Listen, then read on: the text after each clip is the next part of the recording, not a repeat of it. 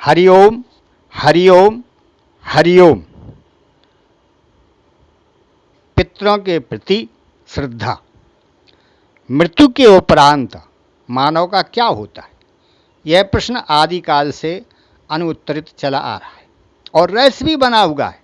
मानव के भविष्य, पृथ्वी पर अस्तित्व समाप्ति के उपरांत उसके स्वरूप के विषय में भांति भांति के मत निरंतर प्रकाश में आते रहे। सामान्यतः मृत्यु और विलक्षण भयावह समझी जाती, यद्यपि कुछ दार्शनिक इसे मंगलप्रद और शरीर रूपी कारागृह में बंदी आत्मा की मुक्ति के रूप में ग्रहण करते हैं। तथापि मानव में मृत्यु का सदैव भय बना रहता है, डर बना रहता है, और यह मृत्यु के समय की संभाव्य पीड़ा ही नहीं, बल्कि यह मृत्यु उपरांत घटनाक्रम के रहस्य से आक्रांत है। कठोपनिषद में आया है कि जब मनुष्य मरता है तो यह संदेह उत्पन्न होता है।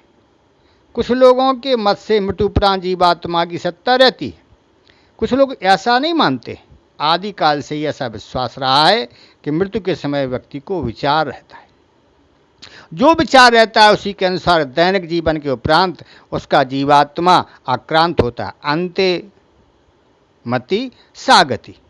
कुछ पुराणों का कथन है कि जब व्यक्ति मर जाता है तो आत्मा आतिवाहिक तत् क्षणादेव गहनाति शरीर माति वाहिकम विष्णु धर्मोत्तर में शरीर धारण कर लेता है, जिसमें पंच तत्वों में से अब केवल 3 तत्व अग्नि, वायु और आकाश तत्व बचे रहते हैं, जो शरीर से ऊपर उठ जाते हैं, और पृथ्वी एवं जल तत्व नीचे रह जाते हैं। शवदाह के समय से लेकर के 10 दिन तक जो पिंडदान किए जाते हैं, उनसे आत्मा एक दूसरा शरीर धारण कर लेता है, जिसे भोगदेह, पिंड का भोग करने वाला कहा जाता है।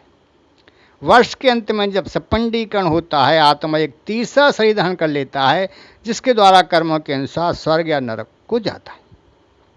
ऐसा विश्वास है कि जिस मृतक के लिए पिंडदान नहीं होता है अथवा जिसके लिए 16 श्राद्ध नहीं होते हैं, वह सदा के लिए प्रसाद की स्थिति में रहता है। यस्यैतानि नादीयन्ते प्रेत श्रद्धानि षोडशा प्रसाचत्वं ध्रुवं तस्य दत्तैः श्राद्ध शतैरपि। गरुड़ पुराण के प्रेत खंड में आया है। इस स्थिति में बाद में अगणित श्राद्ध करने के उपरांत भी मुक्ति संभव नहीं है। ब्रह्म पुराण ने इस शरीर की स्थिति को यातना पाने वाला कहा है, किंतु अग्नि पुराण में से यातनी अथवा आतिवाहिक अभिहित किया है और कहा कि यह शरीर आकाश, वायु, तेज से बनता है।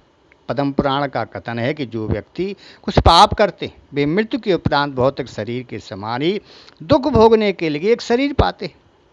इस विषय में अंतर्निहित धारणा यह रही है कि जब मृतात्मा पुनः शरीरी रूप में आविर्भूत नहीं होता है, तब तक उसे स्थूल शरीर को दाह, अग्नि में गाड़ने अथवा अन्य विधि से नष्ट कर देने के बाद एक सूक्ष्म शरीर धारण करना पड़ता है। सूक्ष्म शरीर, इस सूक्ष्म शरीर का निर्माण क्रमशः होता है। मार्कंडेय पुराण में कहा कि यह मृत्यु उपरांत बहुत दिनों के बाद मिलता है। विचार करते हैं कि पितर कौन है। पितरों के प्रति श्रद्धा। सामान्यतः पूजन द्वारा सूक्ष्म रूप धारण करने की इसी अवस्था को पितर की श्रेणी दी गई है, तथापि धर्मशास्त्रों में इस विषय पर विशद विवेचन मिलता है। पितृ का अर्थ है पिता, किंतु पितरः शब्द 2 अर्थों में प्रयुक्त होता है। व्यक्ति के मृत 3 पूर्वज, मानव जाति के आरंभिक अथवा प्राचीन पूर्वज जो एक पृथक लोक के निवासी रूप में रहते। ऋग्वेद में पितृगण निम्न, मध्यम, उच्च 3 श्रेणियों में व्यक्त है, तथा प्राचीन, पश्चातकालीन और उच्चतर कहे गए। ये सभी अग्नि को ज्ञात है, यद्यपि सभी पितृगण वंशजों को ज्ञात नहीं है। वे अग्नि और इंद्र के साथ आहुतियाँ लेने आते हैं और अग्नि उनके पास आहुतियाँ ले जाता है। जल जाने के उपरांत अग्नि ही मृतात्माओं को पितरों के पास ले जाता है। ऐसा ऋग्वेद और अथर्ववेद में आया है। ऐसा माना गया है कि शरीर के दाह के बाद मृतात्मा को बाह्य शरीर प्राप्त होता है और वह मृत मनुष्यों को एकत्रित करने वाले यम और पितरों के साथ हो लेता है। ऋग्वेद मृतात्मा पितृलोक में चला जाता है एवं अग्नि से प्रार्थना की जाती है कि वह उसके सत्कर्म वाले पितरों एवं विष्णु के पाद न्यास विक्रम की ओर ले जाए। ऋग्वेद पितरों की अन्य श्रेणियाँ भी हैं, यथा पितरा सोमवंता पितरा वर्षदा एवं पितरा अग्निस्वाता। सत्यपथ ब्राह्मण ने इनकी परिभाषा इस प्रकार की, जिन्होंने सोमयज्ञ किया है वे पितर सोमवंत, जिन्होंने पक्वक आहुतियाँ चरु और पुरोडास के समान दी हैं एक लोक प्राप्त होता है, ये पितर वर्षिष्ठ, तथा जिन्होंने इन दोनों में से कोई कृत नहीं किया है, जिन्हें अग्नि ने जलाकर समाप्त कर दिया है, वे पितर अग्निस्वाता कहलाते। किंतु बाद में पितरों की श्रेणियों के नामों में कुछ अंतर आया। नांदी पुराण हेमाद्री में आया कि ब्राह्मणों के पितर अग्निस्वात, क्षत्रियों के वर्षिष्ठ, वैश्यों के काव्य, शूद्रों के सुकालीन तथा मलेच्छों के अस्पृश्यों के व्याम है। मनुस्मृति ने पितरों की कई कोटियां बताई हैं। चारों वर्गों के लिए पितरों के नाम क्रमशः सोमपा, हाबिर्भुज, आज्यप्पा, सुकालीन दिए, और आगे चलकर कहा कि ब्राह्मणों के पितर अनाग्निदग्ध, अग्निदग्ध, काव्य, वरिषद, अग्निस्वाता एवं सोम नाम से पुकारे गए। सतातप स्मृति में पितरों की 12 कोटियां बताई गई हैं।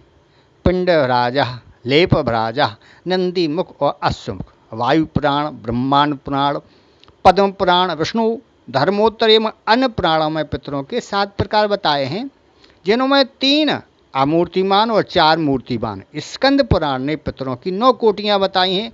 अग्निस्वाता, वृषदा, आज्यप्पा, सोमपा, रसिम्पा, उपहूता, आयुंतुना, श्राद्धभुजा एवं नंदी मुखा।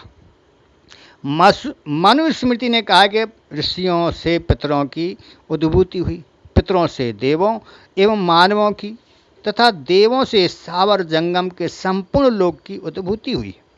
दृष्टव्य है कि यहाँ देवगण और मानव पितरों से उद्भूत माने गए, अर्थात जीवित रहते मानव संस्कृति उत्पन्न कर मृत्युपरांत पितर बन जाता है और पितर रूप में अपने सत्कर्मों के बल पर देवत्व प्राप्त करता है।